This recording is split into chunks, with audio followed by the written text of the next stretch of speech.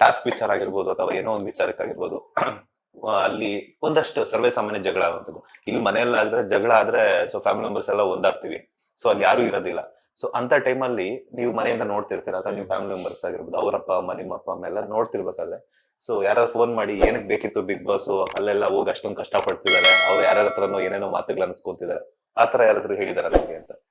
ಅಪ್ಪ ಅಮ್ಮ ಅದೇ ಅಂದ್ರೆ ಏನಂದ್ರೆ ಅಪ್ಪ ಅಮ್ಮನೂ ಅಲ್ಲ, ಅಂದ್ರೆ ಯಾರೇ ಕ್ಲೋಸ್ ಸರ್ಕಲ್ ಅಲ್ಲಿ ಇರೋರ್ಗೆಲ್ಲರಿಗೂ ಒಂದೇ ರೀತಿ ಅಂದ್ರೆ ಫೀಲ್ ಆಗ್ತಾ ಇದ್ದಿದ್ದು ಅಂದ್ರೆ ಚೆನ್ನಾಗ್ ಆಡ್ತಾ ಇದ್ದಾಳೆ ಅಂತ. ಅಂದ್ರೆ ಅವಳ ಇಂಡಿವಿಜುವಾಲಿಟಿನ ಎಲ್ಲೂ ಹೊರಗಡೆ ಬಿಟ್ಟು ಕೊಟ್ಟಿಲ್ಲ ಅವಳು.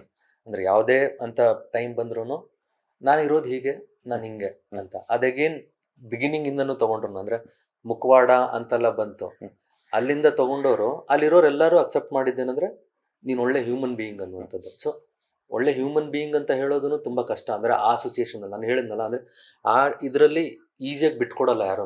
ಅಂದ್ರೆ ಆ ಪ್ರೆಷರ್ ಅಲ್ಲಿ ಇನ್ನೊಬ್ಬನ ಹೊಗಳೋದು ತುಂಬಾ ಕಷ್ಟ ಅಲ್ಲಿ.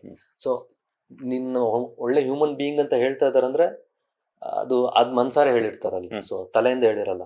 ಸೊ ಅದು ಅವಳು ಗೆದ್ದಿರೋದು ಅಂತ ಹೇಳ್ಬೋದು. ಅಂದ್ರೆ ಯಾರು ನಿಮ್ಗೆ ಫೋನ್ ಮಾಡಿ ಬೇಕಿತ್ತು ಬೇಡ ಅಂತೇನೆ ಹೇಳಿಲ್ಲ?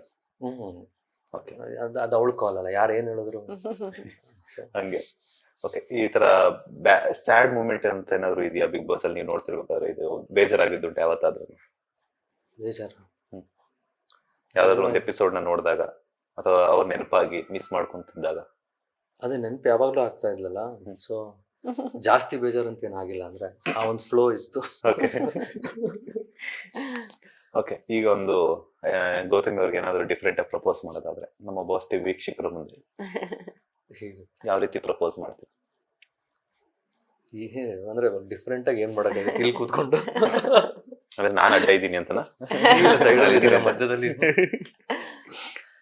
ಏನಂದ್ರೆ ಯೋಚನೆ ಮಾಡಿ ಯಾವ ತರ, ಯಾಕಂದ್ರೆ ಸ್ವಲ್ಪ ಗ್ಯಾಪ್ ಬೇರೆ ಆಯ್ತು, ಪ್ರೀತಿ ಜಾಸ್ತಿ ಬಂತು, ಅದೆಲ್ಲ ಅಂದ್ರೆ ಪ್ರಪೋಸ್ ಮಾಡಲ್ಲ ಆಯ್ತು ಮತ್ತೇನು. ಸೊ ಈಗ ಏನಾದ್ರು ಈಗ ಏನಾದ್ರು ಹೇಳೋದಿದ್ರೆ ಏನಾದ್ರು ಹೇಳಿ, ಬಿಗ್ ಬಾಸ್ ಬಗ್ಗೆ ಏನಾದ್ರು ಹೇಳೋದಾಗಿರ್ಬೋದು. ನೀನ್ ಹೆಂಗಿದ್ಯೋ ಹಾಗೆ ಇರೋ, ಯಾರೇನ್ ಹೇಳ್ತಾರೋ ತಲೆ ಕೆಡಿಸ್ಕೊಂಡ್ಬಿಡು.